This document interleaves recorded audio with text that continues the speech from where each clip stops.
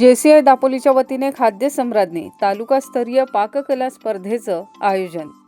जागतिक महिला दिनानिमित्त साजऱ्या करण्यात येणाऱ्या अबोली वीक अंतर्गत JCI दापोली यांच्या वतीने दापोली खाद्य सम्राज्ञी तालुकास्तरीय पाककला स्पर्धेचं आयोजन करण्यात आलं आहे.